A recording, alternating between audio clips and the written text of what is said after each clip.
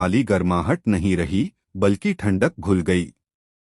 किंगशान शहर में जब से वह बच्चा था, उससे मिलने वाले हर व्यक्ति को सावधानी से चलना पड़ता था। फिर भी अब लिन फेंग नाम के इस साधारण लड़के ने एक ही दिन में 2 बार उसे अपमानित करने का साहस किया था। वह क्रोधित कैसे नहीं होता। अपना सिर घुमाकर उसने पास के एक भाड़े के सैनिक को इशारा किया। मासी, यहाँ आओ। युवा मास्टर भाड़े का सैनिक तुरंत आगे बढ़ा और धीमी आवाज में जवाब दिया, आज रात कुछ स्मार्ट लोगों को अपने साथ ले जाओ। और जैसे ही वह बोला, मुली ने अपना हाथ उसकी गर्दन तक उठाया और काटने का इशारा किया। युवा मास्टर, चिंता मत करो। उस बच्चे पर आज रात निश्चित रूप से एक जादुई जानवर द्वारा हमला किया जाएगा और वह एक दुखद मौत मरेगा। भाड़े के सैनिक ने तुरंत म्यूली के इरादे को समझ लिया और तैयारी करने के लिए चला गया। यह देखकर म्यूली ने ठंडा उपहास किया। बच्चे, यदि तुम मुझे पार करने का साहस करते हो तो जादुई जानवर पर्वत श्रृंखला से जीवित बाहर निकलने के बारे में मत सोचना। जियो यिक्सियन के समूह में फिर से शामिल होने के बाद जड़ी बूटी इकट्ठा करने वाली टीम फिर से चल पड़ी। इस बार यात्रा के पहले भाग की तुलना में यात्रा बहुत शांत थी।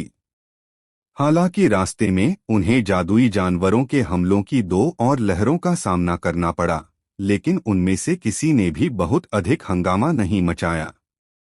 जैसे जैसे रात धीरे धीरे ढलती गई, टीम अंततः अपने गंतव्य पर सुरक्षित पहुंच गई। विभिन्न प्रकार की जड़ी बूटियों से भरा एक धंसा हुआ बेसिन। बेसिन के भीतर अनगिनत प्रकार के औषधीय पौधे पनपे। क्षेत्र में प्रवेश करते ही जड़ी बूटियों की समृद्ध सुगंध हवा में घुल गई। गहरी सांस लेते हुए सभी को तुरंत तरोताजा और सहज महसूस हुआ। चलो यहाँ शिविर स्थापित करें। सावधान रहें कि आसपास की औषधीय जड़ी बूटियों को नुकसान न पहुंचे। अपने माथे से पसीना पोंछते हुए जियो यिक्सियन पीछे मुड़ी और सभी को देखकर धीरे से मुस्कुराई। उसकी बातें सुनकर आसपास के भाड़े के सैनिकों ने उत्सुकता से अपने तंबू लगाने से पहले तुरंत जोर से प्रतिक्रिया दी। लिन फेंग ने जियो यिक्सियन पर नजर डाली, जिसने जड़ी बूटी इकट्ठा करने वाली टीम को औषधीय पौधों की खुदाई शुरू करने का निर्देश देना शुरू कर दिया था। बिना ज्यादा ध्यान दिए वह अकेले ही बेसिन के आसपास घूमने लगा। किसी कारण से इस धंसे हुए क्षेत्र के भीतर की ऊर्जा बाहरी दुनिया की तुलना में बहुत सघन और शुद्ध थी, जिसने इन जड़ी बूटियों को बड़ी मात्रा में विकसित होने की अनुमति दी। बेसिन विशाल था और यहाँ तक कि थाउजेंड मेडिसिन हाउस ने भी कभी इसके आंतरिक भूभाग का पूरी तरह से पता नहीं लगाया था। वह क्षेत्र जहाँ लिन फेंग और अन्य वर्तमान में स्थित थे, वह इस विशाल बेसिन का केवल बाहरी किनारा था। परिधि का चक्कर लगाने और केवल निम्न श्रेणी की जड़ी बूटियां खोजने के बाद उसने बेसिन की काली काली गहराइयों की ओर देखने से पहले थोड़ी निराशा में अपना सिर हिलाया। एक पल के लिए झिझकने के बाद अंततः उसने आज्ञाकारी ढंग से लौटने का फैसला किया। अपनी वर्तमान ताकत के साथ वह खतरनाक जादुई जानवर पर्वत श्रृंखला के भीतर लगातार खतरे में था। जब तक वह कैंपसाइट पर लौटा, तब तक सफेद तंबुओं की कतारें लगाई जा चुकी थीं और कई भाड़े के सैनिक रात के खाने की तैयारी में व्यस्त थे। जैसे ही उसने शिविर में प्रवेश किया, उसकी नजर तुरंत जियो यिक्सियन पर पड़ी, जो केंद्र में शान से खड़ा था। ठीक उसके बगल में म्यूली उसकी हर हरकत पर बारीकी से नजर रख रहा था। जैसे ही लिन फेंग ने उनकी ओर देखा, जियो यिक्सियन और म्यूली को भी उसकी नजर का एहसास हुआ और उन्होंने अपनी नजरें उसकी ओर घुमा दीं। जब उन तीनों ने एक दूसरे पर नजरें डालीं, तो उनकी नजरों में छिपी भावनाएं सूक्ष्म रूप से भिन्न थीं। अपने चेहरे पर हल्की मुस्कान के साथ लिन फेंग ने दूर जाने और पास के तंबू में जाने से पहले उनकी ओर सिर हिलाया। लिन फेंग की लुप्त होती आकृति को देखकर म्यूली ने अपनी मुस्कान बनाए रखी और जियो यिक्सियन से कहा, लिन फेंग की साधना प्रतिभा काफी प्रभावशाली है। उनकी भविष्य की उपलब्धियां निश्चित रूप से कम नहीं होंगी। शायद जियो यिक्सियन ने फीकी मुस्कान के साथ जवाब दिया। उसका लहजा उदासीन था। मैं औषधीय जड़ी बूटियों की जांच करने जा रहा हूं। मुझे शिविर में व्यवस्था बनाए रखने में मदद करने के लिए यंग मास्टर म्यूली को परेशान करना होगा। म्यूली की ओर हल्का सा मुस्कुराते हुए उसे सहमति में सिर हिलाते देखने के बाद ही वह चली गई। जैसे ही म्यूली की नजर जियो यिक्सियन की सुंदर आकृति पर पड़ी, उसने दृश्य से गायब होने के बाद ही अनिच्छा से अपनी आंखें पीछे हटा लीं। हालांकि जब उसे याद आया कि उस सुबह क्या हुआ था, तो उसकी उंगलियां थोड़ी भींच गईं। रात घिर आई और कैंप फायर टिमटिमाते हुए पहाड़ों पर गर्म चमक बिखेरने लगी। जंगल में अंधेरा छा गया था और फैली हुई शाखाएं अपने नुकीले और पंजे दिखाते हुए क्रूर जानवरों की तरह लग रही थीं। जैसे जैसे रात गहरी होती गई, शिविर धीरे धीरे शांत होता गया। रात की निगरानी में भाड़े के सैनिकों के अलावा एकमात्र आवाज कभी कभार आग में जलती लकड़ी के चटकने की होती थी। खामोश अंधेरे में एक तंबू अचानक थोड़ा सा हिल गया। एक सुंदर छायादार आकृति चुपचाप बाहर निकल गई। बिना कोई आवाज किए वह आकृति कुशलतापूर्वक संतरियों से बचती हुई घने काले जंगल में गायब हो गई। कुछ ही समय बाद एक और छाया एक अलग तंबू से निकली, जो चुपचाप पहली आकृति के पीछे चल रही थी। घने जंगल के भीतर कभी कभार दूर से भेड़ियों की चीखें गूंजती थीं, जिससे किसी की भी रीढ़ में सिहरन दौड़ जाती थी। जैसे ही दो आकृतियां तेजी से आगे बढ़ी, एक आगे बढ़ रही थी और दूसरा पीछे, उन्होंने धीरे धीरे खुद को शिविर से दूर कर लिया। अंधेरे में लिन फेंग ने अपना सिर थोड़ा ऊपर उठाया। हल्की चांदनी का उपयोग करते हुए उसने आगे की मनमोहक छाया को देखा और पकड़ने के लिए अपनी गति तेज करने से पहले मंद मंद मुस्कुराया। खजाने की खोज शुरू होती है। नंबर 11। अध्याय 11 से 11। Cliff snake. तुम सच में तैयार होकर आए हो? यहां तक कि अपने लिए नाइट गियर भी ले लिया है। चट्टान के ऊपर जंगल के किनारे लिन फेंग ने हल्की चांदनी के नीचे जियो यिक्सियन की पोशाक पर नजर डाली और हंसे। यह सुनकर तंग फिटिंग काले कपड़े पहने जियो यिक्सियन ने उसकी ओर अपनी आंखें घुमाईं और कहा, चाहे मैं कितनी भी अच्छी तैयारी कर लूं, फिर भी मैं नुकसान में रह जाऊंगी। हे, मेरे रहते हुए कम से कम मैं आपकी सुरक्षा की गारंटी दे सकता हूं। अगर आप जैसी कमजोर डूजी क्यूई लड़की रात में एक जादुई जानवर से टकरा जाए, तो आप क्या करेंगे? जैसे ही वह बोला, लिन फेंग ने एक कदम आगे बढ़ाया और नीचे पहाड़ की काली गहराई को देखा। फिर उसने मुस्कुराते हुए अपना सिर घुमाते हुए कहा, चलो नीचे चलें। जितनी जल्दी हमें सामान मिल जाए, उतना अच्छा होगा। ठीक है। थोड़ा सिर हिलाते हुए जियो यिक्सियन ने तेजी से दो मशालें निकाली जो उसने पहले से तैयार की थीं। फिर उसने अपने सीने से एक फायर स्टार निकालकर उन्हें जला दिया। यह लो। उसने अपने कपड़ों से एक लंबी रस्सी निकालने से पहले लिन फेंग को एक टॉर्च दी। उसे उसके सामने घुमाते हुए वह चंचलता से मुस्कुराई। आप एक बड़े आदमी हैं। आप यूं ही खड़े होकर मेरे जैसी कमजोर लड़की को नेतृत्व करते हुए नहीं देखेंगे, है ना? टॉर्च पकड़े हुए लिन फेंग ने मुस्कुराते हुए जियो यिक्सियन पर नजर डाली और अपना सिर थोड़ा हिलाया। उनके द्वारा देखे गए सभी उपन्यासों और नाटकों में ऐसे कई मामले थे जब नायक या खलनायक को उन महिलाओं द्वारा धोखा दिया गया जो उन्हें पसंद थीं, जिससे उनका पतन हुआ। वह इतना मूर्ख नहीं था कि उनकी गलतियां दोहराता। हालांकि उसके मन में जियो यिक्सियन के बारे में कुछ विचार थे, लेकिन वह अभी तक उसके प्रति उसके रवैये के बारे में पूरी तरह से आश्वस्त नहीं था। स्वाभाविक रूप से वह उस पर भरोसा नहीं करेगा।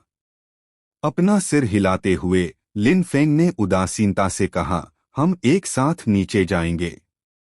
मैं एक कमजोर लड़की पर पूरी तरह भरोसा नहीं कर सकता, जिसने एक बार मुझ पर हमला किया था। हम और तुम अपने आप को आदमी कहते हो? कितना तुच्छ! उसकी प्रतिक्रिया देखकर जियो यिक्सियन चिल्लाया। लेकिन चूंकि उसने पहले भी उस पर घात लगाकर हमला किया था, इसलिए वह वास्तव में बहस नहीं कर सकी। मेरे पास केवल एक ही जीवन है, मैं इसके साथ जुआ नहीं खेल सकता। इसके अलावा सिर्फ एक सुंदरी को प्रभावित करने के लिए अपनी जान जोखिम में डालना, यह मेरी शैली नहीं है। जियो यिक्सियन के असंतोष को नजरअंदाज करते हुए लिन फेंग ने लापरवाही से बात की। यह देखकर कि वह अभी भी जवाब देना चाहती थी, उसने रात के आकाश में चंद्रमा की ओर देखा और कहा, क्या हम नीचे जा रहे हैं या नहीं? अगर हम देर करते रहे तो सूरज जल्द ही उगाएगा। मैं सभी अच्छी चीजें अपने लिए ले रहा हूं। लिन फेंग की क्रोधित मुस्कान को देखकर जियो यिक्सियन ने हताशा में उसके पैरों के पास एक छोटी सी चट्टान पर पैर रख दिया। उसके भींचे हुए चांदी के दांतों से एक कर्कश ध्वनि निकली। उसका फूला हुआ क्रोधित रूप देखकर लिन फेंग मुस्कुराया और रस्सी को एक घने पेड़ के चारों ओर सुरक्षित रूप से बांध दिया। यह सुनिश्चित करने के लिए कि यह सुरक्षित है, इसे जोर से खींचने के बाद उसने जियो यिक्सियन की ओर अपनी बाहें खोलीं और कहा, चलो, मैं तुम्हें नीचे ले जाऊंगा। तुम्हें क्या लगता है तुम क्या कर रहे हो? मैं खुद नीचे जा सकता हूं। लिन फेंग के हाव भाव को देखकर जियो यिक्सियन सहज रूप से कुछ कदम पीछे हट गई। उसका गोरा चेहरा शर्मिंदगी और गुस्से के मिश्रण से लाल हो रहा था।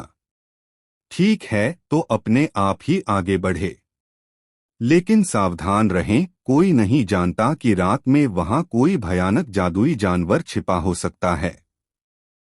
आप जैसी कमजोर डूजी क्यूई लड़की को सावधान रहना चाहिए कि वह एक ही बार में निगल न जाए।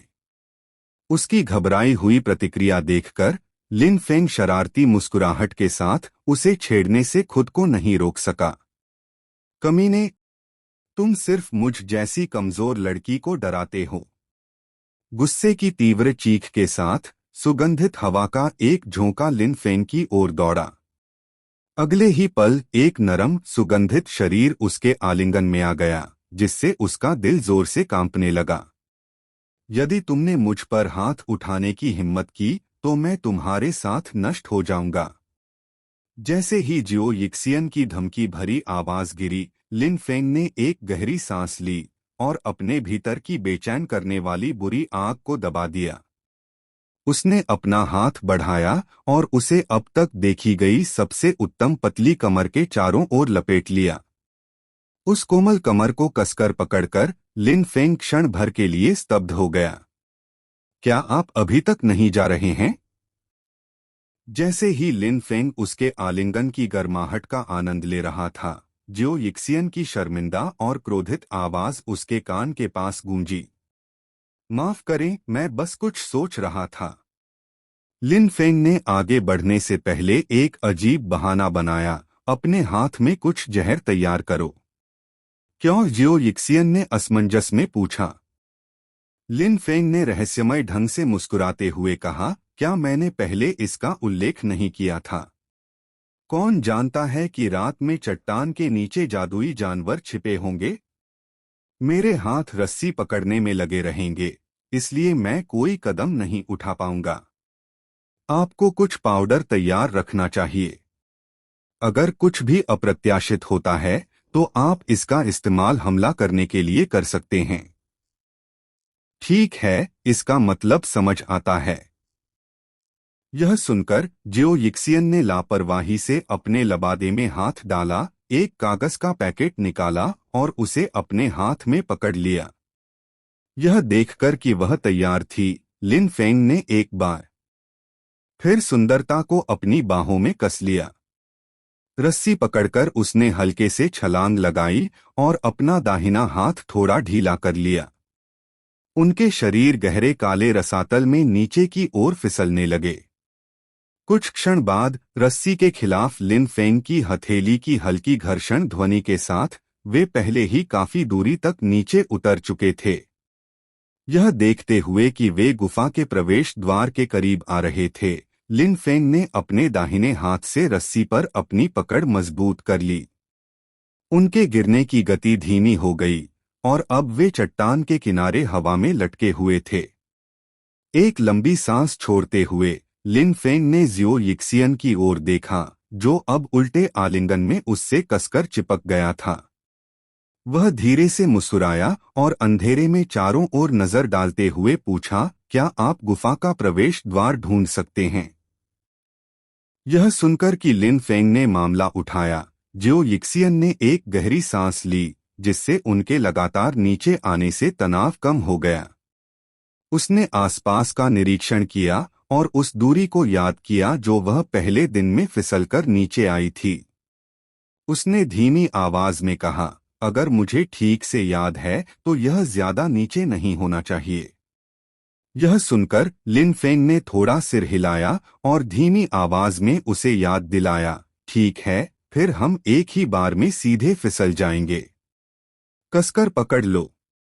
जियो यिक्सियन उसकी बातों पर थोड़ा झिझका। हालांकि जैसे ही लिन फेंग ने रस्सी पर अपना दाहिना हाथ थोड़ा ढीला किया, उनके शरीर अचानक तेजी से गिरने लगे। आह! जियो यिक्सियन चिल्लाया और सहजता से अपनी बाहों को लिन फेंग की कमर के चारों ओर लपेट लिया, अपना चेहरा उसकी छाती में दबा दिया, हिलने की हिम्मत नहीं की। जैसे ही वे अपने लक्ष्य के करीब पहुंचे, लिन फेंग ने नीचे देखा और कहा, स्थिति की जांच करने के लिए टॉर्च को ऊपर फेंकें। ओह! थोड़े पीले चेहरे के साथ जियो यिक्सियन ने सिर हिलाया और उसके हाथ से मशाल छोड़ दी। तुरंत गुरुत्वाकर्षण बल के कारण मशाल नीचे अंधेरे में गिर गई।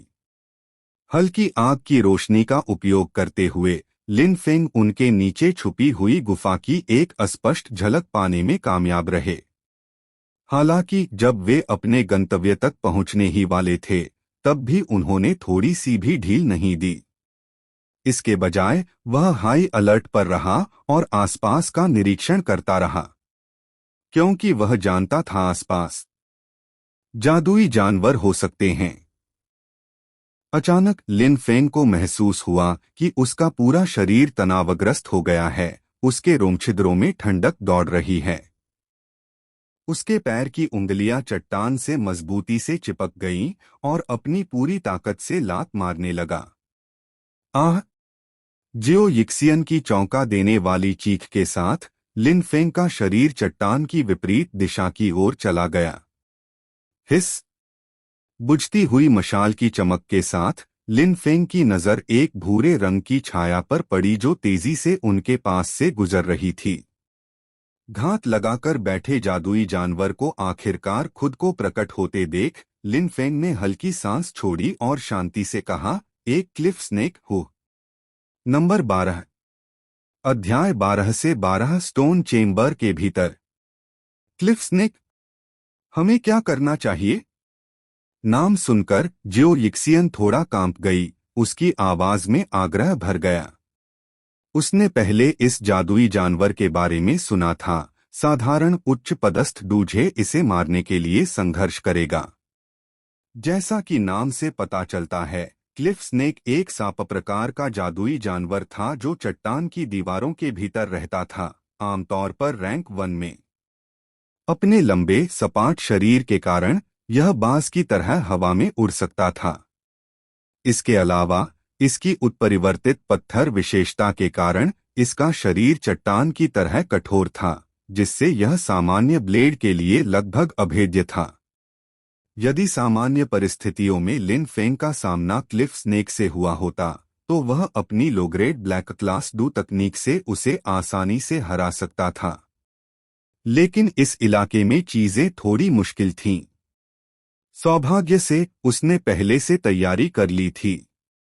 अपनी बाहों में जियो यिक्सियन का पीला, डरा हुआ चेहरा देखकर लिन फेंग चिल्लाया, जब मैं झूलूं तो सही समय का लक्ष्य रखें और इसे गिराने के लिए अपने पाउडर का उपयोग करें।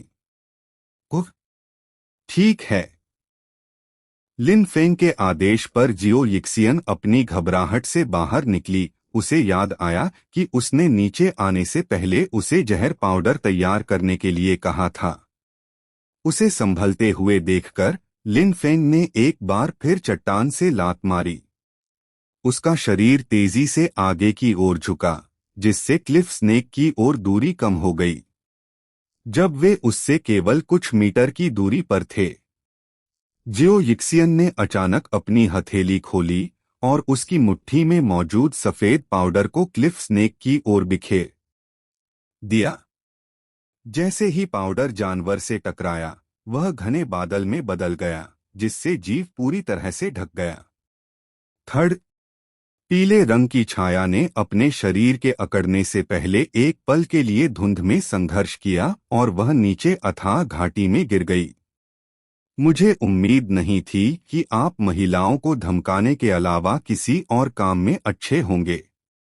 अब जब खतरा टल गया था, जियो यिक्सियन ने राहत की गहरी सांस ली और लिन फेंग की ओर नई प्रशंसा के साथ देखा। अगर उसने उसे पहले से पाउडर तैयार करने के लिए नहीं कहा होता, तो कौन जानता था कि क्या होता। अरे, आपको जल्द ही मेरी और प्रतिभाओं के बारे में पता चल जाएगा। लिन फेंग गुफा की ओर सरकते हुए अपने वंश को नियंत्रित करते हुए हंसे। जल्द ही उसने चट्टान की दीवार से अपना अंतिम धक्का लगाया और वे दोनों गुफा के प्रवेश द्वार पर उतरने से पहले हवा में उछले। जैसे ही उन्होंने नीचे छुआ, जियो यिक्सियन तेजी से लिन फेंग के आलिंगन से दूर चला गया। फिर उसने अपनी उज्ज्वल, आनंदमय दृष्टि प्रवेश द्वार की ओर घुमाई, जो मलबे से आंशिक रूप से अस्पष्ट था।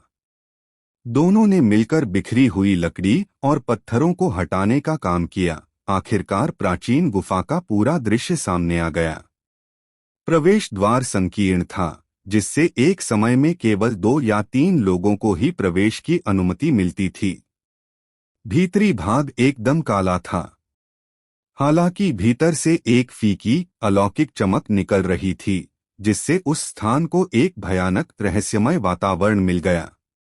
प्रवेश द्वार के चारों ओर पत्थर की दीवारों पर अनगिनत ब्लेड जैसे निशान लगे हुए थे, लेकिन समय के क्षरण के कारण ये नक्काशी बेहद धुंधली हो गई थी। चल दर, जियो यिक्सियन पर थोड़ा मुस्कुराते हुए लिन फेंग ने एक चकमक पत्थर निकाला और आगे अंधेरे में कदम रखने से पहले एक छोटी सी आग जलाई। जब जियो यिक्सियन ने काली गुफा की ओर देखा तो वह झिझक गई। एक पल की झिझक के बाद उसने अपना पैर दबाया, दांत भींचे और उसके पीछे पीछे अंदर चली गई। जैसे ही वे शांत, अंधेरी गुफा से गुजरे, उनके चारों ओर हल्की ठंडक छा गई। शांत मार्ग में केवल 2 कदमों की धीमी आवाज ही सुनी जा सकती थी। आसपास के अंधेरे ने जियो यिक्सियन को सहज रूप से अपनी बाहों को पार करने और खुद को थोड़ा गले लगाने पर मजबूर कर दिया। उसने लिन फेंग की ओर देखा, जो स्थिर गति से आगे चल रहा था। थोड़ी झिझक के बाद वह तेजी से आगे बढ़ी और उसके पीछे पीछे चल दी। ऐसे माहौल में एकमात्र व्यक्ति जो उसे सुरक्षा की भावना दे सकता था, वह उसके सामने वाला युवक था। वे 10 मिनट से अधिक समय तक इस भयानक सन्नाटे में चलते रहे। जैसे ही जियो यिक्सियन अपनी सीमा तक पहुंच रहा था, उसे महसूस हो रहा था कि रास्ते का अंधेरा और सन्नाटा किसी को पागल करने के लिए काफी है। उसके सामने वाला युवक अचानक रुक गया। आह! लिन फेंग के अचानक रुकने से जियो यिक्सियन को परेशानी हुई, जिससे वह उसकी पीठ से टकरा गई। प्रभाव से पलटाव के कारण वह कुछ कदम पीछे लड़खड़ा गई। उसने सहजता से अपनी बाहों को अपनी छाती के पार कर लिया और उस स्थान को ढक लिया जहां वे अभी अभी टकराए थे। जब उसने शर्मिंदगी और हताशा से लिन फेंग की पीठ को देखा तो उसका नाजुक चेहरा लाल हो गया। आप क्या कर रहे हो? अस्पष्ट संपर्क के उस संक्षिप्त क्षण ने लिन फेंग को भी गहरी सांस लेने पर मजबूर कर दिया। वह अजीब तरह से खांसने लगा और उसने आगे एक पत्थर के दरवाजे की ओर इशारा किया जिससे हल्की पीली चमक आ रही थी। उसने अपना हाथ लहराते हुए कहा, आगे कोई रास्ता नहीं है। यह सुनकर जियो यिक्सियन थोड़ा घबरा गया, कुछ कदम आगे बढ़ा और पत्थर के दरवाजे का अध्ययन किया। उसने सोचा, इस दरवाजे के पीछे हमारी मंजिल होनी चाहिए। चूंकि जिस व्यक्ति ने इस गुफा को बनाया है वह इस सारी परेशानी से गुजरा है, मुझे संदेह है कि वे हमें एक मृत अंत में छोड़ देंगे। लिन फेंग ने भी स्वाभाविक रूप से इसे समझा और लापरवाही से उत्तर दिया, तो फिर आसपास कोई प्रकार का तंत्र होना चाहिए। आइए इसे खोजें। ठीक है, ठीक है। जियो यिक्सियन ने थोड़ी निराशा के साथ सिर हिलाया। वह तंत्र में अपना कौशल दिखाने की उम्मीद कर रही थी, लेकिन लिन फेंग ने उसे मौका ही नहीं दिया। कुछ क्षण बाद लिन फेंग को पत्थर के दरवाजे के एक तरफ एक छोटा सा उभार मिला।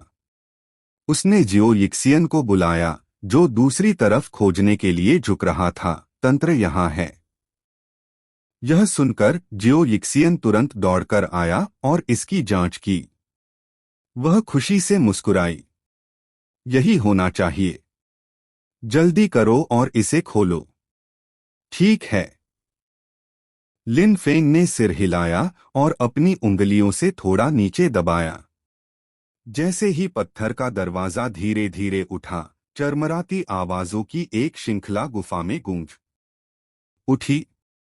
जैसे ही दरवाजा उठा, भीतर से एक हल्की चमक निकली, जिसने आसपास के अंधेरे को पूरी तरह से दूर कर दिया। जब पत्थर का दरवाजा पूरी तरह से खुला, तो रोशन आंतरिक भाग दिखाई देने लगा। जियो यिक्सियन थोड़ा मुस्कुराया, लेकिन 2 कदम पीछे हट गया। फिर उसने लिन फेंग की ओर अपनी नाजुक ठुड्डी उठाई और हंसी। आगे बढ़ो, तुम्हारे पीछे कोई बात नहीं। अंदर आने वाले पहले व्यक्ति को अपना पुरस्कार चुनने में प्राथमिकता मिलती है। लिन फेंग ने मुस्कुराते हुए कंधे उचकाए और बिना किसी हिचकिचाहट के अंदर चले गए। क्या तुम्हें डर नहीं लगता कि वहां जाल हो सकते हैं? लिन फेंग को अपनी पहले की सतर्कता के विपरीत इतनी निर्भीकता से काम करते देख जियो यिक्सियन ने चिंतित होकर चिल्लाया। लिन फेंग ने लापरवाही से जवाब दिया, पूर्ववर्तियों की ताकत के साथ जिन्होंने इस जगह को छोड़ दिया था, अगर उन्होंने जाल बिछाया होता, चाहे हम कितने भी सतर्क क्यों न हो, इससे कोई फर्क नहीं पड़ेगा। यह समझ आता है। यह सुनकर जियो यिक्सियन तेजी से उसके पीछे चला गया।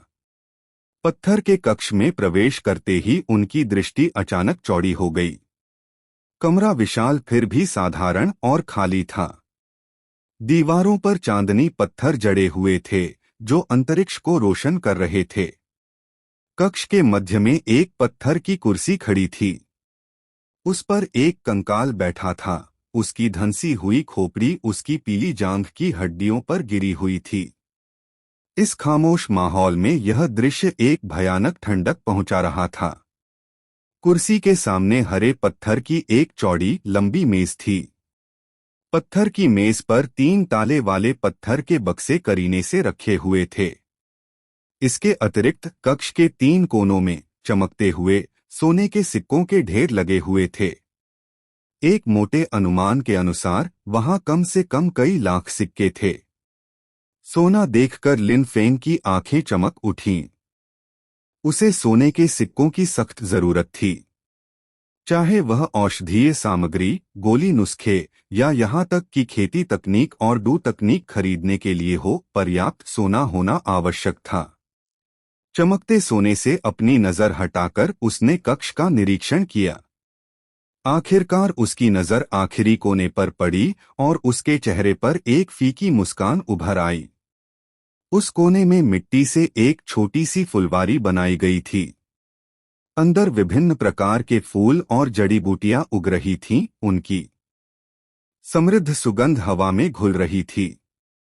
इन जड़ी बूटियों को देखकर लिन फेंग और जियो यिक्सियन ने सहज रूप से अपनी गति तेज कर दी। अन्य लोग शायद इन पौधों को न पहचाने, लेकिन वे दोनों इनके महत्व से अच्छी तरह परिचित थे। मूल्य की दृष्टि से ये साधारण सी लगने वाली जड़ी बूटियां कमरे में रखे सोने के सिक्कों के ढेर से कहीं अधिक थीं। नंबर 13। अध्याय 13 से 13 खंडित मानचित्र। बैंगनी नीली पत्ती, सफेद स्पिरिट जिनसेंग फल, स्नो लोटस बीज। जियोइक्सियन की खूबसूरत आंखें छोटे फूलों की क्यारी को घूर रही थीं क्योंकि वह इन दुर्लभ और कीमती उच्च श्रेणी के औषधीय अवयवों के नाम बड़बड़ा रही थी। उसके गुलाबी होंठ आश्चर्य के साथ प्रत्येक शब्दांश बना रहे थे। लिन फेंग आगे बढ़े, उनकी नजर इन जड़ी बूटियों पर पड़ी, उनका दिल खुशी से भर गया। इस पत्थर कक्ष में सभी औषधीय तत्व अविश्वसनीय रूप से मूल्यवान थे, जिनका उपयोग मुख्य रूप से तीसरी और चौथी श्रेणी की गोलियों को परिष्कृत करने के लिए किया जाता था। हालांकि लिन फेंग वर्तमान में केवल दूसरे स्तर के कीमियागर थे, उनका दृढ़ विश्वास था कि 2 वर्षों के भीतर वह गोलियों को परिष्कृत करने के लिए इन सामग्रियों का उपयोग करने में सक्षम होंगे। अंततः उसकी नजर फूलों की क्यारी पर पड़ी और अंतः केंद्र में एक विशेष जड़ी बूटी पर टिकी, बारी बारी से लाल और सफेद पत्तियों वाला एक पौधा। जड़ी बूटी की शाखाएं सफेद थीं, जो क्रिस्टलीय बर्फ जैसे धब्बों से ढकी हुई थीं, जबकि इसकी उग्र लाल पत्तियां नाचती हुई लपटों की तरह टिमटिमा रही थीं, जैसे कि वे सचमुच जल रही हों। 2 बिल्कुल विपरीत गुण बर्फ और आग एक ही पौधे में चमत्कारिक रूप से सहअस्तित्व में थे। यह सचमुच प्रकृति का आश्चर्य था। हल्की धुंध पौधे के चारों ओर घूम रही थी, जिससे यह एक अलौकिक रूप दे रहा था, जैसे कि यह बादलों के भीतर तैर रहा हो। इस असाधारण जड़ी बूटी को आइस स्पिरिट ब्लेजिंग ग्रास कहा जाता था। बाहरी दुनिया में इसका मिलना बेहद दुर्लभ था, और यह ब्लड लोटस पिल को परिष्कृत करने के लिए एक आवश्यक घटक था। ब्लड लोटस पिल 5वीं श्रेणी की गोली थी। एक बार उपभोग करने के बाद यह उपयोगकर्ता के शरीर के चारों ओर एक अद्वितीय ऊर्जा आधारित रक्त बंधन बनाएगा, जो अत्यधिक गर्मी के खिलाफ प्रतिरोध प्रदान करेगा। इस वजह से स्वर्गीय ज्वाला के करीब जाने और उसे प्राप्त करने के लिए अगला कदम उठाने के इच्छुक किसी भी व्यक्ति के लिए गोली एक आवश्यकता थी।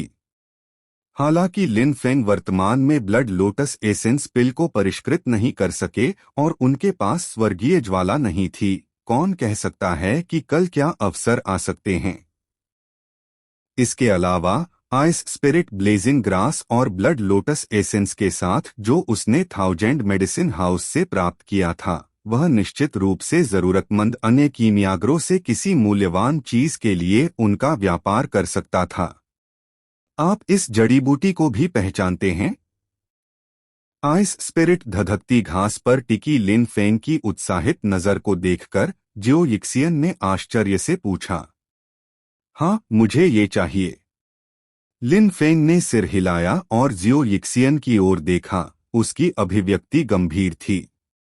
तुम सच में एक परेशान करने वाले आदमी हो। तुम हमेशा सबसे मूल्यवान चीजों को पहले खोजते हो। उनके शब्दों को सुनकर जियोइक्सियन ने तुरंत विरोध व्यक्त करते हुए थोड़ा सा मुंह बनाकर भौहें चढ़ा लीं। है? उसकी थोड़ी उदासी भरी अभिव्यक्ति को देखकर लिन फेंग ने हंसते हुए कहा, यह कैसा रहेगा?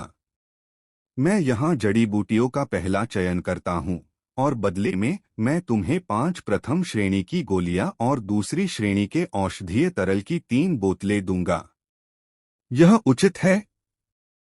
गोलियां केवल कीमियागर ही उन्हें परिष्कृत कर सकते हैं और वे बेहद महंगी हैं। क्या आपके पास भी कोई है?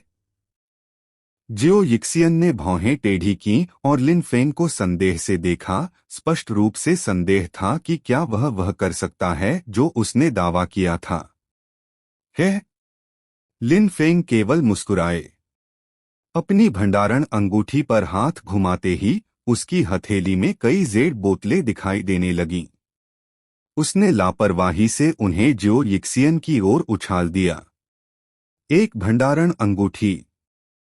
जियो यिक्सियन सदमे में हांफने लगी क्योंकि उसने जल्दी से बोतलें पकड़ लीं। उसकी अभिव्यक्ति आश्चर्य से भरी थी। इस समय वह लिन फेंग के पहले के शब्दों से पहले ही आधी आश्वस्त थी। आखिरकार एक भंडारण अंगूठी कोई सस्ती चीज नहीं थी। सबसे निचली श्रेणी की अंगूठी की कीमत कम से कम 70,000 सोने के सिक्के थी, जो कि आम लोगों की पहुंच से परे थी। लिन फेंग ने जियो यिक्सियन को आकार दिया। उसकी पहचान के बारे में उसके दिल में जिज्ञासा बढ़ रही थी। उसने सावधानी से जेड की एक बोतल खोली और उसमें से एक चमकदार लाल गोली निकाली। उस क्षण एक ताज़ा औषधीय सुगंध छोटे पत्थर के कक्ष में फैल गई, जिससे उसकी आत्मा स्फूर्तिदायक हो गई। तो यह एक गोली है? यह सामान्य लपटों के साथ औषधीय अवयवों को मिलाने के मेरे कच्चे प्रयासों जैसा कुछ नहीं है। गोली की चिकनी और चमकदार सतह को देखकर जियो यिक्सियन ने असहाय होकर आह भरी। बचपन से ही उनका सपना एक कीमियागर बनने का था, लेकिन उनके डूक्यूई गुण में आग की कमी थी, जिससे यह असंभव हो गया। ठीक है, मैं आपको ये गोलियां दे रहा हूं। आपको हतोत्साहित करने की कोशिश नहीं कर रहा हूं।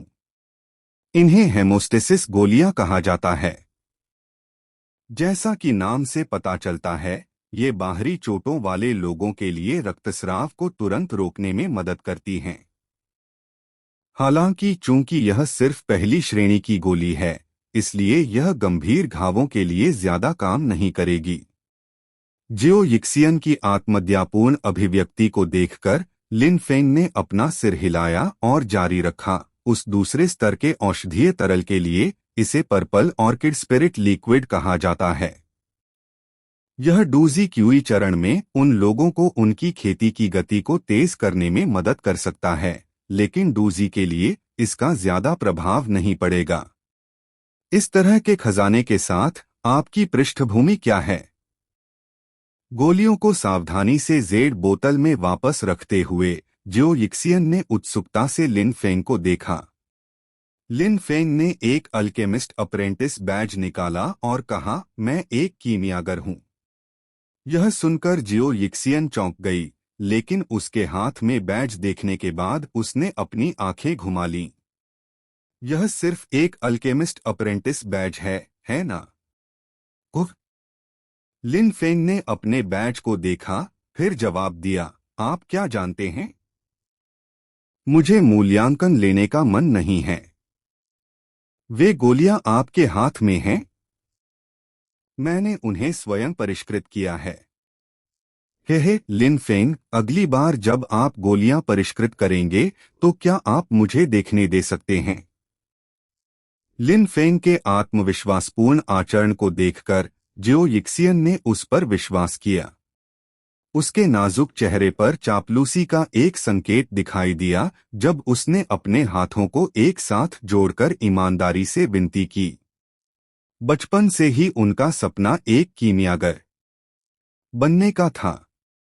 हालांकि उसकी डूक्यूई विशेषता की सीमाओं के कारण उसके पास चिकित्सक बनने के अलावा कोई विकल्प नहीं था। लेकिन कीमियागरों के प्रति उनकी प्रशंसा कभी कम नहीं हुई। वह जानती थी कि कीमियागरों को गोलियों को परिष्कृत करते समय परेशान होना पसंद नहीं था, लेकिन वह इस दुर्लभ अवसर को गंवाना बर्दाश्त नहीं कर सकती थी। ठीक है, लिन फेंग ने सहमति में सिर हिलाया। वैसे भी यह उसके लिए कोई बड़ी बात नहीं थी।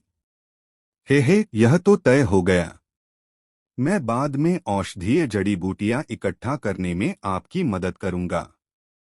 उनकी सहमति सुनकर जियो यिक्सियन बहुत खुश हुआ और लिन फेंग की प्रस्तावित जड़ी बूटी वितरण योजना पर तुरंत सहमत हो गया।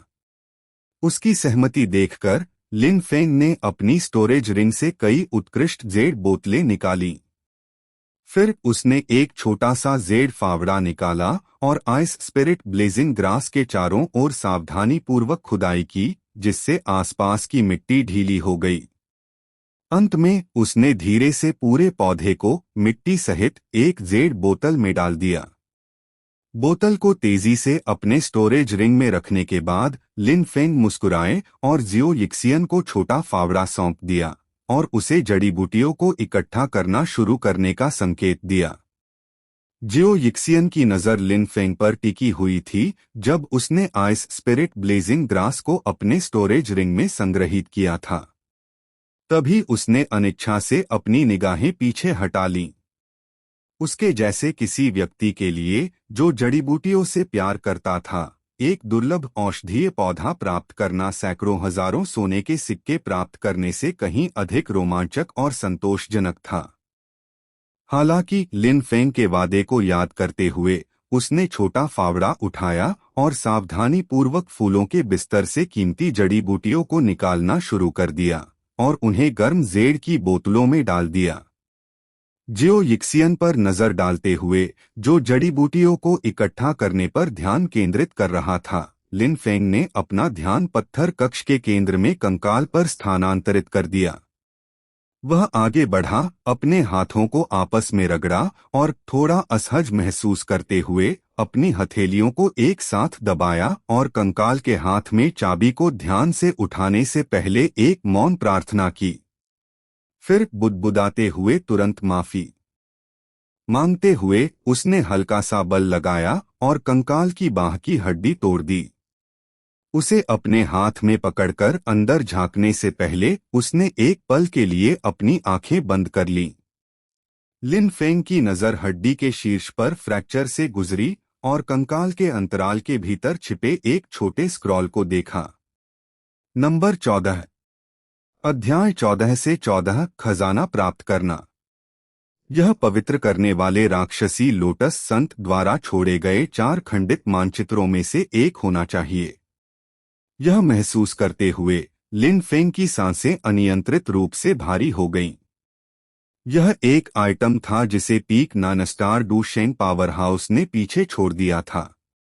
भले ही यह पूरे नक्शे का केवल 1/4 हिस्सा हो, फिर भी यह सेंट्रल प्लेन्स में किसी भी उच्चस्तरीय नीलामी का मुख्य आकर्षण होगा। भले ही मांगी गई कीमत स्वर्गरैंक खेती तकनीक थी, फिर भी कई शक्तिशाली लोग इसके लिए व्यापार करने को तैयार होंगे। अपनी उत्तेजना को दबाते हुए लिन फेंग ने सावधानी से अपनी तर्जनी को बढ़ाया और टुकड़ा निकाल लिया। चारों ओर नजर डालने और यह देखने के बाद कि जियो यिक्सियन अभी भी व्यस्त था, उसने तेजी से मानचित्र को अपने भंडारण रिंग में फेंक दिया। यह वस्तु बहुत अधिक महत्वपूर्ण थी, उसने उसे अभी न बताने का निर्णय लिया। मानचित्र को संभालने के बाद लिन फेंग ने सावधानी से हड्डी के हाथ को कंकाल के बगल में रख दिया। वह बाद में उन्हें उचित तरीके से एक साथ दफना देगा। हाथ में चाबी लेकर वह पत्थर की मेज के पास पहुंचा और धातु के ताले को छुआ, लेकिन पाया कि वह थोड़ा गर्म था। लिन फेंग ने भौहें उठाईं। एक ताला जो इतने सालों के बाद भी गर्माहट बरकरार रख सका। स्पष्ट रूप से इस्तेमाल की गई सामग्री कोई साधारण धातु नहीं थी।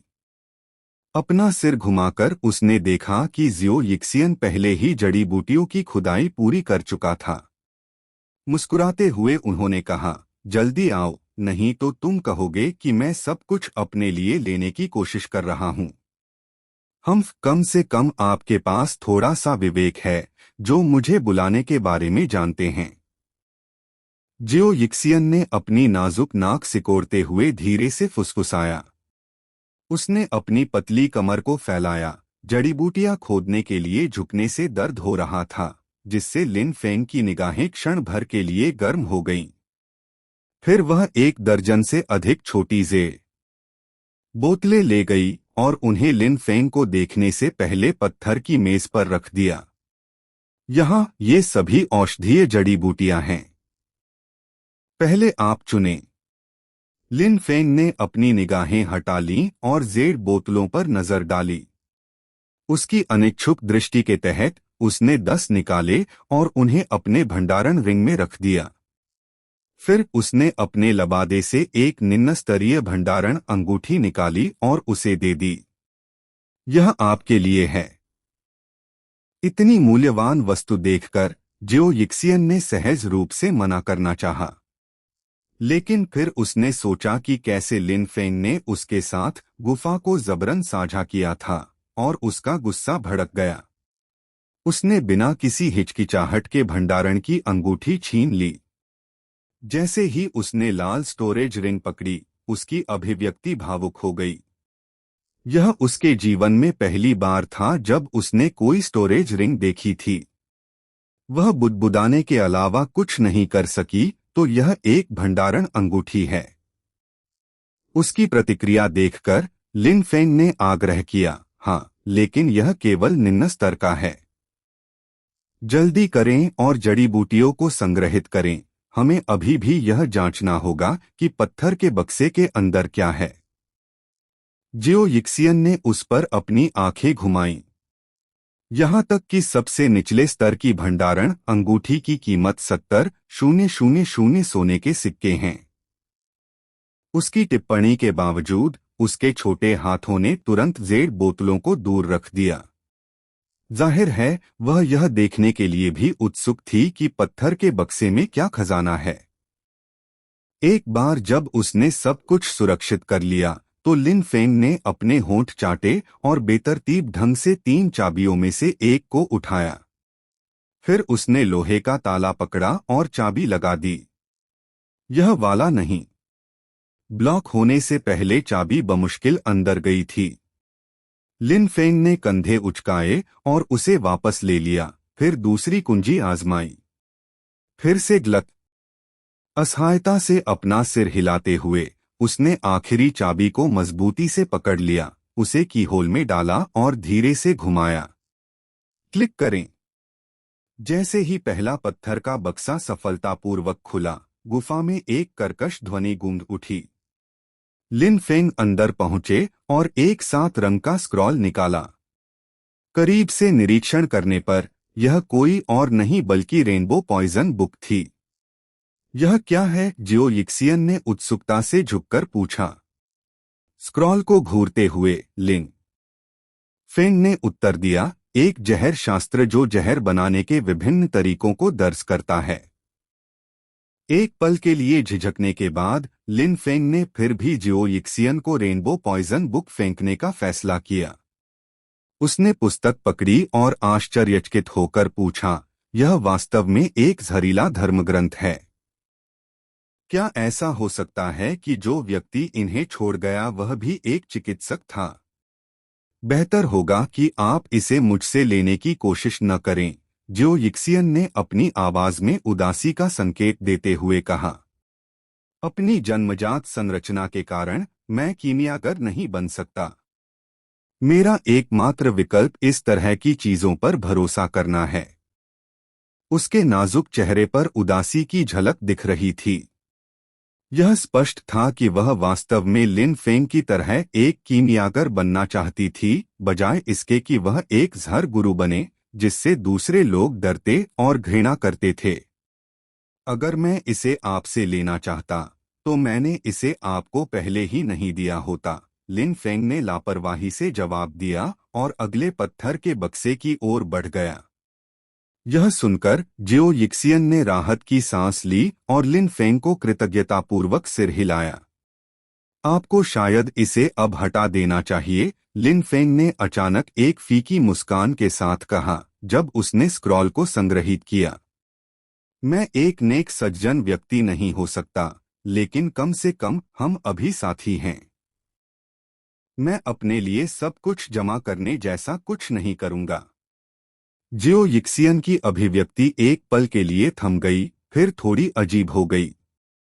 उसने धीरे से अपना नाजुक जेड जैसा हाथ खोला, जिससे उसकी हथेली में हरे पाउडर की एक छोटी थैली दिखाई दी। मैं रंगे हाथों पकड़ी गई, उसका गोरा चेहरा लाल हो गया और वह हकलाने लगी, कोई बहाना नहीं ढूंढ पाई। लिन फेंग ने केवल कंधे उचकाए। तुम एक लड़की हो और तुम मेरे साथ अकेले खजाने की खोज कर रही हो। कुछ सावधानियां बरतना अनुचित नहीं है। यह सुनकर जियो यिक्सियन ने तुरंत हरा पाउडर हटा दिया और धीरे से कहा, धन्यवाद।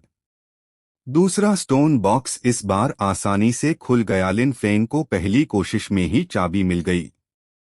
अंदर पहुंचकर उसने एक काला स्क्रॉल निकाला। जैसे ही उसने देखा कि यह क्या था, उसके दिल में उत्साह भर गया। यह कोई और नहीं बल्कि high grade black class flying do तकनीक ईगल विंग्स थी। लिन फेंग की अभिव्यक्ति को देखकर जियो यिक्सियन उत्सुकता से देखने के लिए उसकी ओर झुक गया। उसने असमंजस में अपनी आंखें झपकाईं और पूछा, फ्लाइंग डू तकनीक? वह क्या है? उसने हमले की तकनीक, रक्षा तकनीक और आंदोलन तकनीक के बारे में सुना था, लेकिन यह पहली बार था जब उसे उड़ान तकनीक का सामना करना पड़ा। जैसा कि नाम से पता चलता है, यह तकनीक किसी व्यक्ति को हवा में उड़ने की अनुमति देती है, लिन फेंग ने मुस्कुराते हुए समझाया। उड़ान? क्या यह ऐसी क्षमता नहीं है जिसे केवल डू लिन ही संभाल सकता है? जियो यिक्सियन क्षण भर के लिए चौंक गई, फिर उसने हैरानी से अपनी भौहें सिकोड़ लीं। डू क्यूई महाद्वीप में डूलिन क्षेत्र में केवल बिजली घर ही छोटी उड़ानें प्राप्त कर सकते थे। डू वांग या डू हुआंग स्तर पर कोई डू क्यूई से बने पंखों को सघन कर सकता है, जिससे वे पूरी तरह से पृथ्वी की बाधाओं से मुक्त हो सकते हैं और आकाश में उड़ सकते हैं। यह सही है। लेकिन अगर कोई इस उड़ान तकनीक को विकसित करता है, तो वह पंख बना सकता है और उड़ान भर सकता है, भले ही वह डू वैंग स्तर तक न पहुंचा हो। लिन फेंग ने काले स्क्रॉल को पकड़कर अपनी उत्तेजना को दबाते हुए एक गहरी सांस ली। मैं समझ गया, आप इस पर अपने लिए दावा कर रहे हैं, है ना? जियो यिक्सियन को तुरंत उसका इरादा समझ में आ गया। उसने असहाय आह भरते हुए सिर हिलाया। हे, हम दोनों को जो चाहिए वो ले लेते हैं। लिन फेंग ने स्क्रॉल को जल्दी से अपनी स्टोरेज रिंग में रखने से पहले मुस्कुराया। फिर उसने अपना ध्यान अंतिम पत्थर के बक्से की ओर लगाया। इसे खोलने पर उसे एक और स्क्रॉल मिला, यह नीलहरे रंग का था। करीब से देखने पर लिन फेंग ने तुरंत इसे पहचान लिया। यह furious lion roar high grade black class do तकनीक थी, जिसका उपयोग मूल कहानी में छोटे खलनायक म्यूशी द्वारा किया गया था। एक ब्लैक क्लास डू तकनीक। क्या आप इसे चाहते हैं? लिन फेंग ने जियो यिक्सियन की ओर देखते हुए पूछा। उसने अपनी नाजुक भौहें सिकोड़ लीं और सिर हिला दिया। भूल जाओ, मुझे इस तरह की चीजों में कोई दिलचस्पी नहीं है। फिर मैं इसे ले लूंगा। आप इसके बजाय इस गुफा में और अधिक सोने के सिक्के ले सकते हैं, लिन फेंग ने कहा और स्क्रॉल को दूर रख दिया। नंबर 15। अध्याय 15 से 15 खतरे का सामना। नंबर 16। अध्याय 16 से 16 पलायन। लिन फेंग की डू तकनीक और खेती विधि मूल रूप से एक सेट थी। जब एक साथ उपयोग किया जाता है तो उनकी शक्ति स्वाभाविक रूप से औसत low grade black class do तकनीक से अधिक हो जाती है। इसके अलावा म्यूली लिन फेंग से 2 स्टार कमजोर थे। उनकी झड़प के 1 सेकंड से भी कम समय में म्यूली की मुट्ठियों से एक तेज दरार निकली। पफ! जैसे ही वह विशाल बल द्वारा उड़ाया गया, ताजा खून का एक कौर बाहर निकल आया। आह! मेरे हाथ! जमीन पर गिरते हुए म्यूली ने अपनी गंभीर रूप से विकृत मुट्ठियां उठाईं, उसकी पीड़ा की चीखें सुरंग में लगातार गूंज रही थीं। युवा मास्टर! उसकी चीख सुनकर उसके पीछे के भाड़े के सैनिक घबरा गए और उत्सुकता से उसकी दिशा में चिल्लाने लगे। अगर यहाँ म्यूली को कुछ भी हो जाता, तो उसके पिता म्यूशी उन्हें कभी भी आसानी से नहीं छोड़ते। जाना। म्यूली को नीचे गिराने के बाद लिन फेंग ने उसे मौके पर ही मारने की इच्छा को जबरन दबा दिया। उसने जियो यिक्सियन की बाह पकड़ ली और तेजी से गुफा से बाहर निकलने की ओर बढ़ गया। लिन फेंग के जाने के कुछ देर बाद ही 7 या 8 भाड़े के सैनिक, जो अभी भी आगे बढ़ सकते थे, पत्थर कक्ष से बाहर निकल आए। म्यूली को जमीन पर देखकर उसका चेहरा पीला पड़ गया था और उसके हाथ अस्वाभाविक रूप से मुड़ गए थे। वे सभी चौंक गए। यंग मास्टर, एक 6 सितारा डूझे को उस युवक ने इस तरह पीटा था। इस क्रूर वास्तविकता का सामना करते हुए हर कोई एक पल के लिए स्तब्ध रह गया। बेवकूफ, तुम किसके लिए खड़े हो? उनका पीछा करो। उस लड़के को मरना ही होगा। और एक बार जब तुम बाहर हो तो ऊपर घात लगाकर बैठे दल को सचेत करने के लिए एक संकेत भेजो। म्यूली ने एक और कौर खून थूका। अपनी टूटी हुई मुट्ठियों के दर्द को सहते हुए वह गुस्से से दहाड़ने लगा। हाँ, उसकी उग्र चीख ने भाड़े के सैनिकों को स्तब्ध कर दिया। उन्होंने तुरंत प्रतिक्रिया दी और लिन फेंग और जियो यिक्सियन के पीछे दौड़ पड़े। बैठने के लिए संघर्ष करते हुए म्यूली पत्थर की दीवार के सामने झुक गया और जोर से सांस छोड़ी। उसकी आंखों में एक भयावह चमक चमक उठी और वह गुर्राया, तुम छोटे कमीने हो, अगर मैं तुम्हें पकड़ लूंगा तो मैं तुम्हें मरने के लिए मजबूर कर दूंगा। लिन फेंग ने जियो यिक्सियन को अपने साथ खींचते हुए बाहर निकलने की ओर तेजी से बढ़ते हुए एक स्थिर अभिव्यक्ति बनाए रखी। उसका दाहिना हाथ उसकी आस्तीन में छिपा हुआ दर्द से धड़क रहा था और उसका एड्रेनालाइन बढ़ रहा था। स्थानांतरण के बाद से उसने केवल जादुई जानवरों के खिलाफ लड़ाई लड़ी थी, यह किसी अन्य व्यक्ति के खिलाफ उसकी पहली वास्तविक लड़ाई थी।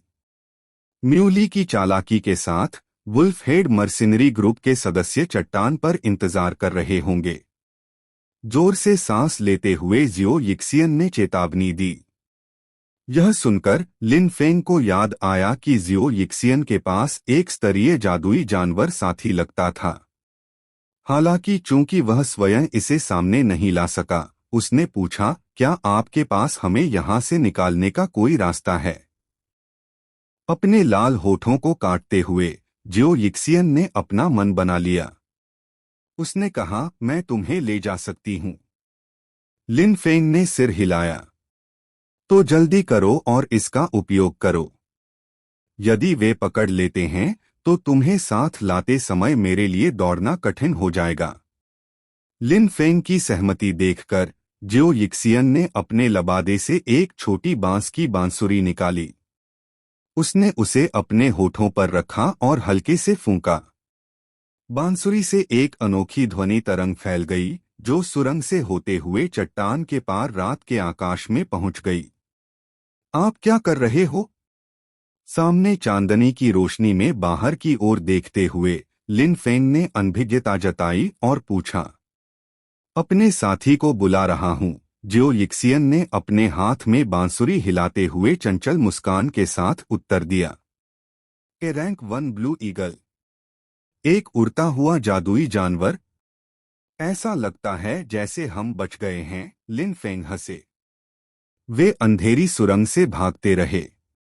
गुफा से बाहर निकलने पर चांदनी की रोशनी और भी अधिक चमकीली हो गई। कुछ क्षण बाद वे अंततः उभरे। टिमटिमाते तारों से भरा विशाल आकाश और विशाल चांदी का चांद उनके सामने प्रकट हो गया। जैसे ही वे प्रवेश द्वार पर पहुंचे, लिन फेंग ने तेजी से जियो यिक्सियन को पत्थर की दीवार के खिलाफ खींच लिया और सावधानी से ऊपर की चट्टान की ओर देखा। निश्चित रूप से कई हस्तियां हाथ में मशाले लेकर क्षेत्र में गश्त कर रही थीं। जैसा कि अपेक्षित था, उन्होंने आगे की योजना बनाई। अपना कान जमीन पर दबाते हुए लिन फेंग ने एक पल के लिए सुना और फिर कहा, पीछा करने वाले करीब आ गए हैं। तुम्हारे साथी के आने में और कितना समय लगेगा? जियो यिक्सियन ने बांसुरी को अपने होठों पर वापस रखने से पहले अपनी खूबसूरत आंखों से रात के आकाश को देखा और हवा में एक और अनोखी ध्वनि तरंग भेजी। चिल्लाओ। कुछ देर बाद रात भर एक तेज चीख गूंजती रही। चांदनी के नीचे लिन फेंग ने हल्के से नीले पंखों वाले एक विशाल चील को तेजी से पहाड़ों के बीच से उड़ते हुए देखा। कुछ ही क्षणों में चील चट्टान के किनारे पहुंच गई और नीचे चक्कर लगाने लगी। चल दर। ब्लू ईगल को आते देख जियो यिक्सियन ने राहत की सांस ली और लिन फेंग की ओर हाथ हिलाया। लिन फेंग ने थोड़ा सिर हिलाया, फिर पीछे मुड़कर गुफा की ओर देखा, जहां सुरंग में मानव आकृतियां पहले से ही दिखाई दे रही थीं।